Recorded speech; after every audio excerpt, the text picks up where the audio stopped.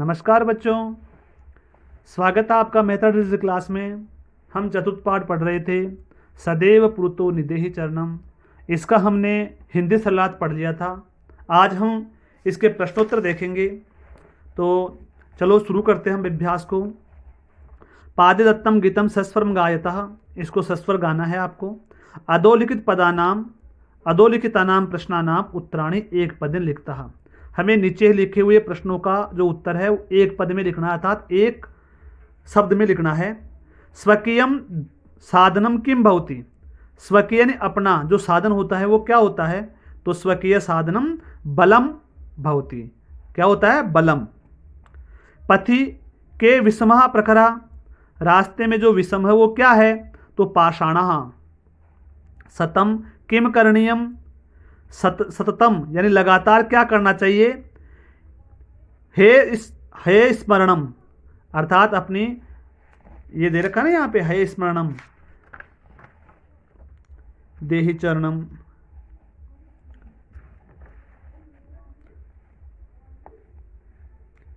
सततम ध्येय स्मरणम, अपने ध्येय को हमेशा स्मरण करना चाहिए। किसको, ध्येय को। किसको करना चाहिए, ध्येय को। एतस्य गीतस्य रचयिता क श्रीधर भास्करः, श्रीधर भास्कर। स कीदृश कवि मन्यते, वे किस प्रकार के कवि माने हैं, तो राष्ट्र कवि। कौन से कवि है वो, राष्ट्र कवि। आगे देखिए, मंजूषातः क्रियापदानि चित्वा रिक्त स्थाने पूर्यत, हमें इनमें से चुन करके नीचे जो है वो पूर्ति करनी है हमें। तो जैसे प्रथम दे रखा है आपके, त्वम पुरतः चरणम निदेहि, तो निदेहि यहां आ गया आपके। तो त्वम विद्यालयम चल, त्वम विद्यालयम चल। राष्ट्रे अनुरक्ति विदेहि, राष्ट्रे अनुरक्ति विदेहि। मह्यम जलम देहि, मुझको जल दीजिए। मूढ़ा जहीति धनागम तृष्णानाम, तो मूढ़ मूर्ख व्यक्ति, जहीति मानते हैं धनामर्ग तृष्णानाम, तो जहीति क्या आ जाएगा, जही। भज गोविंदनम, क्या आ जाएगा, भज। सत्यम ध्येय स्मरणम कुरु, ठीक है ना। आपको इसमें चुन करके लिखना है। तो देखो, फर्स्ट ये है आपके निदेहि, द्वितीय है आपके चल, तीसरा आपके विदेही, चौथा है आपके देही, पांचवा आपका जही, छठवां आपका भज और सातवां आपका कुरु, ये आपका, ठीक है ना। आगे देखिए, उचित कथा नाम समक्षम आम, अनुचित कथना नाम समक्षम न इति लिखता। सही है उसके सामने हमें आम लिखना है और जो गलत है उसके आगे न लिखना है। तो देखो, पुरतः चरणम निदेहि, तो ये क्या है, आम सही है। पुरतः चरणम निदेहि, हमें अपने चरणों को निरंतर आगे बढ़ाना चाहिए। निज निकेतनम गिरि शिखरे अस्ति, आपका निकेतन जो भवन है वो गिरि की चोटी पे यानी पर्वत की चोटी पर है, आम हाँ सही है। स्वकीय बलम बाधकम भवति, अपने जो बल है वो बाधक होता है, नहीं गलत है, तो आ जाएगा न। पति हिंसा पशु न संति, रास्ते में हिंसक पशु नहीं है, तो है, तो यह आ जाएगा न, नहीं। गमनम सुकरम अस्ति, चलना अच्छा है, सुकर होता है, नहीं दुष्करम अस्ति, तो न यहां पर भी।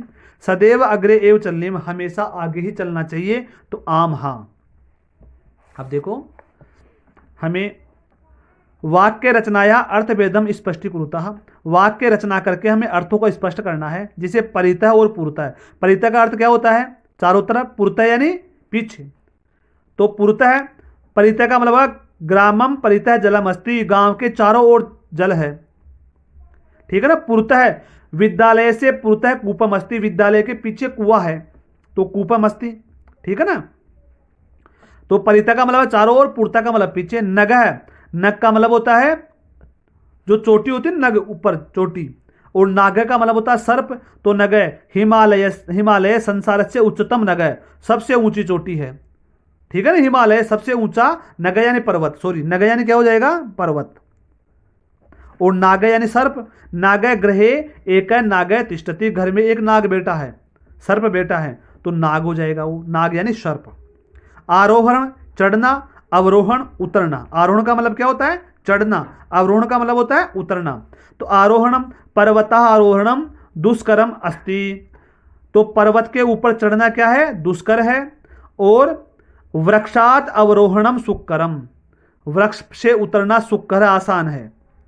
विषमा और क्षमा, विषमा यानी विपरीत और क्षमा यानी समान। तो विषमा मार्गे विषमा पाषाण तिष्ठति, मार्ग में अनेक नकुले, विषमा क्या लो नुकुले, जो पाषाण वो है। और क्षमा मार्गा क्षमा संति, मार्ग समान है यानी सही चलने योग्य है। तो ठीक है ना, ये हो जाएगा आपके।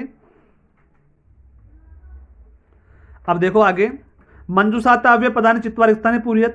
मंजूषा से अव्यय पदों को चुन करके हमें रिक्तान की पूर्ति करनी है। विद्यालय से पूर्तः एकम उद्यानम अस्ति, पूर्तः। सत्य सत्यम एव जायते, सत्य एव दूसरा, सत्य ही जायते विजय, जयते विजय होती है सत्य की। किम भवान स्नानम कृतवान, खलु, खलु यानी निश्चित रूप से, ठीक है ना। तो क्या आप निश्चित रूप से स्नान करोगे आप? स यथा चिंतयति तथा आचर्यति, तो जैसा वो विचार करता है वैसा ही आचरण करता है। चौथे में आ जाएगा। पांचवा दे रखा है आपके, ग्रामम परितः वृक्षा संति, गांव के परितः, अभितः परितः चारों तरफ, तो चारों तरफ वृक्ष है, तो परितः आ जाएगा, इसमें आ जाएगा आपके पांचवा। अब देखिए, विद्या विना जीवनम वृथा, विद्या से बिना जीवन व्यर्थ है। और सदा भगवंतम भज, हमेशा भगवान को भजन करना चाहिए। तो इसमें तो आ जाएगा विना, तो आ जाएगा आपके छठवां, और सदा आ जाएगा आपके सातवां। इस प्रकार आपके ये आ जाएगा विना और ये आ जाएगा सदा सातवां आपके। तो आपके इस प्रकार ये अव्यय की रचना हो जाएगी। आगे देखिए, विलोम पदानि योज्यतः, विलोम जो शब्द हैं उनको हमें मिलाना है, योजते नहीं मिलाना है। पूर्तः, तो पूर्तः का विलोम शब्द क्या हो जाएगा? पृष्ठतः। स्वकीयम अपना, तो क्या हो जाएगा? परकीयम दूसरे का।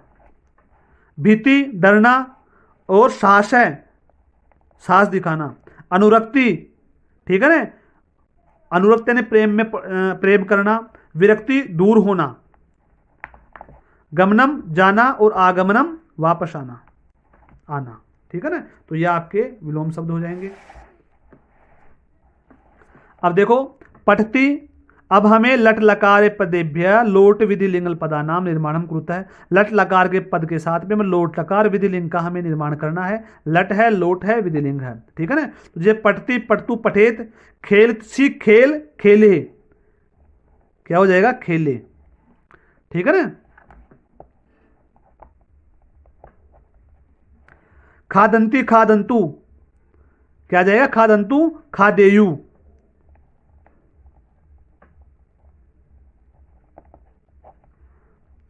पिबामी पिबामी पिबानी पिबेयम, क्या जाएगा? पिबानी और पिबेयम। हंसता है, हंसताम, हसेताम। नयाम है, नयाम है, नयेयम, नयेम, ठीक है ना। या आपके इसके हो जाएगी विदोट लकार और किसके? विधि लिंग के, ठीक है ना। आगे देखिए,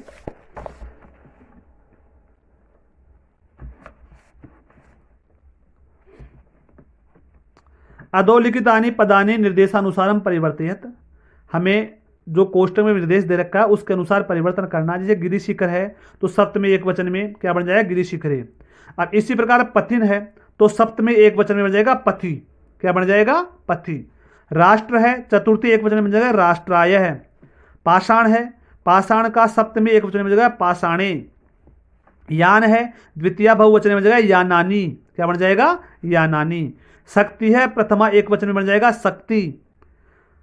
पशु है, सप्तमी बहुवचन में बन जाएगा पशुषु, ठीक है ना। यह आपके निर्देश अनुसार हमने जो शब्द रचना कर दी है। अब आगे देखिए, आप एक बार इसको और देख लीजिए आप।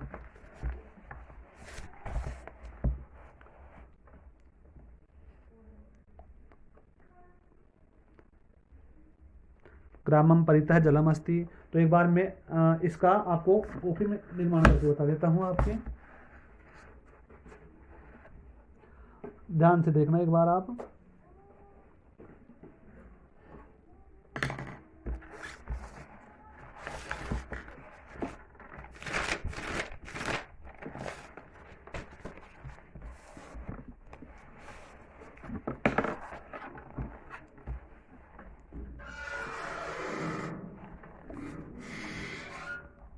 जैसे परितः और पुरतः,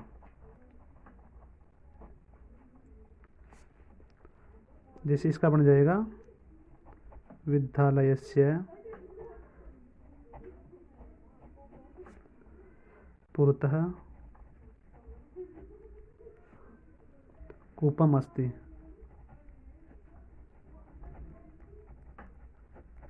पुरतः बन जाएगा परितः, पुरतः और परितः आ जाएगा इसमें ग्रामम परितः जलम अस्ति। ठीक है ना। अब दूसरा है आपके नगह और नागह, नगह और नागह।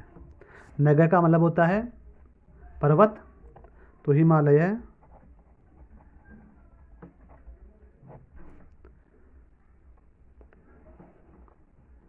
संसारस्य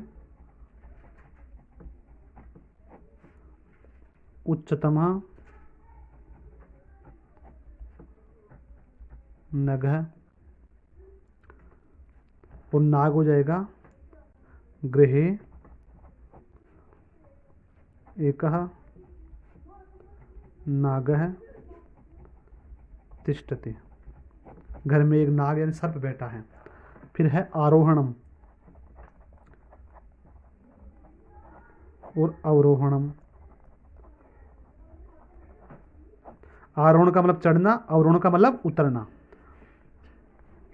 तो आ जाएगा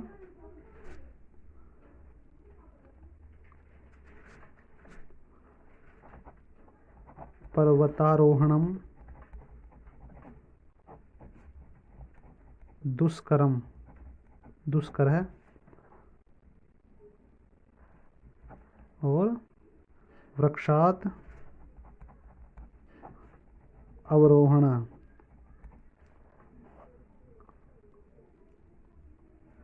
अवरोहणम सुकर है अस्ति। फिर देखिए विस्मा और क्षमा, विस्मा और क्षमा, विस्मा और क्षमा। विषम का मतलब होता है नकुले, समा यानी सरल समतल, ठीक है ना, टेढ़ी मेढ़ी। तो विस्मा हो जाएगा मार्गे विस्मा पाषाणा तिष्ठन्ति, मार्गे विस्मा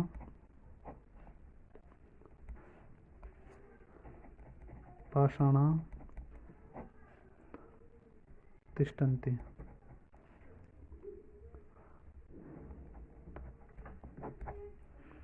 समा यानी समान, विषमा मार्गः क्षमा सन्ति,